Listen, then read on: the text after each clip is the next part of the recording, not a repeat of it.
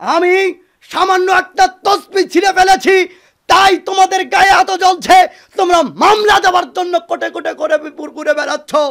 বেটা, আমি সেই হাদিসটা আমি অনুবাদ করে জাতির সামনে বলেছি যে এই তসবিহ ব্যবহার করা যাবে না। সেই হাদিসটা হলো, তোমরা পাবে, রাসূল সাল্লাল্লাহু আলাইহি ওয়াসাল্লাম বলছেন, মুসলিমের 1718 নম্বর হাদিস। হাদিসের রাবি আয়েশা রাদিয়াল্লাহু তাআলা আনহা, তিনি বলেছেন, মান আমিলা আমালান লাইসা আলাইহি আমরুনা ফাহুয়া রুদ্দুন। যে ব্যক্তি এমন আমল করলো যাতে আমার কোনো নির্দেশনা নেই, যে ব্যক্তি এমন আমল করলো যে আমল যাতে আমার কোনো নির্দেশনা নেই, সেটা প্রত্যাখ্যান, সেটা পরিত্যাজ্য, সেটাকে গ্রহণ করা যাবে না।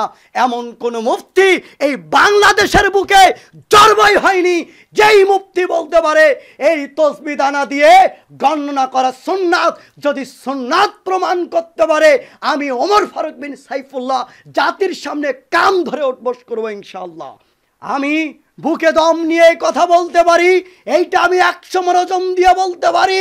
যেটা আলবানী রাহিমাহুল্লাহ তিনি সেটাকে বিদআত বলেছেন, তার দলিল আমি আপনাদের মাঝে পেশ করতে পারবো। তিনি বলেছেন, ইন্নাস সুবহাতা বিদআতুন লাম তাকুন ফি আহাদিন নবী সাল্লাল্লাহু আলাইহি ওয়াসাল্লাম ইন্নামা হাদাসা বাদা। রাসূল তিনি এই কথা বলেছেন, নিশ্চয় তসবিহ দানা বেদাত, ইন্নাস সুবহাতা বেদাতুন, নিশ্চয় তসবিহ দানা বেদাত। তিনি এই তসবিহ দানাকে বেদাত বলেছেন। আর যেটা বেদাত সেটা কশ্চিনকালও কোনো মানুষ সেটাকে গ্রহণ করতে পারে না, সেটা কশ্চিনকালও মানুষ সেটা অনুযায়ী আমল করতে পারে না। যে হাদিস থেকে আমি আপনাকে বললাম, যেটা রাসূল সাল্লাল্লাহু আলাইহি সাল্লামের যে আমল, যেটা আপনারা করছেন, যেটা রাসূলের কোনো নির্দেশনা নেই, সেটা গ্রহণ করার কোনো সুযোগ নেই। মনে রাখবেন, আপনি সালাতের পরে 33 বার সুবহানাল্লাহ পড়বেন, আপনি 34 বার আল্লাহু আকবার বলবেন, 33 বার আলহামদুলিল্লাহ পড়বেন। গণনা করছেন, এর মধ্যে 2-4টা যদি ছুটেও যায়, যদি ভুল হয়েও যায়, তাও আপনি পরিপূর্ণ নেকি পাবেন। সুবহানাল্লাহ। অথচ আল্লাহ রাসূল বলছেন, হাতের এই রেখাগুলি সেই দিন বিচারের মাঠে হাত সাক্ষী দেবে আপনার পক্ষে যে আল্লাহ আপনি জিকির করেছিলেন আল্লাহর।